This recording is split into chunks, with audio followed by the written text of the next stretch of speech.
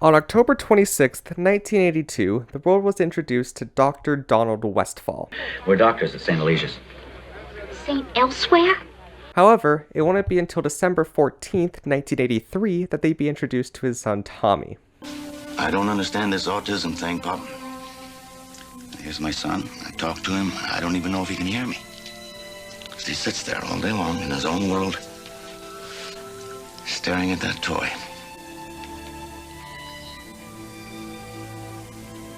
What's he thinking about? All right, come on, Tom.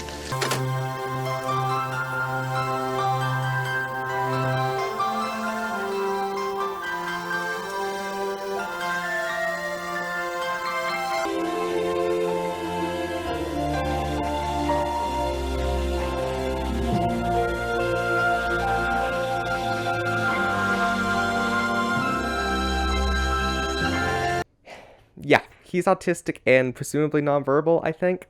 However, what really matters in that clip is the snow globe. Inside that snow globe is St. Eligius Hospital, which is the hospital that all of St. Elsewhere, the origin show for both of these clips, takes place in, meaning that all of St. Elsewhere is a figment of this autistic boy's imagination. A subset of fans of St. Elsewhere, or just people generally interested in crossovers, believe that because St. Elsewhere crossed over with many other shows, which in and of themselves have crossed over with other shows, etc., all of those shows take place in one shared universe. This is bullshit, right? Like, let's just agree on that now. There is no way that Doctor Who, Law and Order, and Happy Days take place in the same universe. Luckily, you know who else thinks that? Dwayne McDuffie, rest in peace, the guy who created this hypothesis in the first fucking place. Yeah, he created this as a reductio ad absurdum argument that trying to prove cross-series continuity was silly. However, let's humor this for a moment, because I have a conspiracy board behind me, and I want to fucking use it. Wait, I just realized I never actually explained what St. Elsewhere even was. It's a medical drama from the 80s that takes place in a rundown hospital, a teaching hospital in Boston, and follows the antics of its established doctors, nurses, residents, and patients. One of those doctors is Donald Westfall, played by Ed Flanders, known for his role as Harry Truman in the MacArthur biopic. Actually, he played Harry Truman in a lot of things. Jesus. Anyway, the snow globe scene was actually from the series finale, and the grandfather there was actually Norman Lloyd, also rest in peace, known for his role as Dr. Isaac Metnor in 7 Days, whose character in St. Elsewhere, Dr. Auslander, died in-universe that same episode. Anyway, back to the bullshit. In Quentin Reviews' videos, I binged iCarly and the end of iCarly. He presented a slightly facetious fan theory that Frasier and iCarly are in the same universe. I am here to prove this. But first, some context that I'm going to speed up by 420%.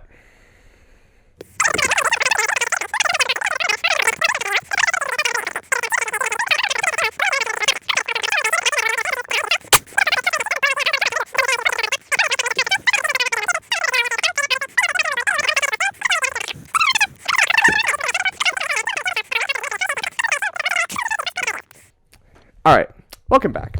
Now, the point of this is to try to link Frasier through iCarly through Tommy Westphal links. Luckily, I have a conspiracy board and I have a fuck ton of tiny pieces of paper. So now, it's time to put on my conspiracy face and hang this shit up. Frasier is a spinoff of Cheers, so they're explicitly set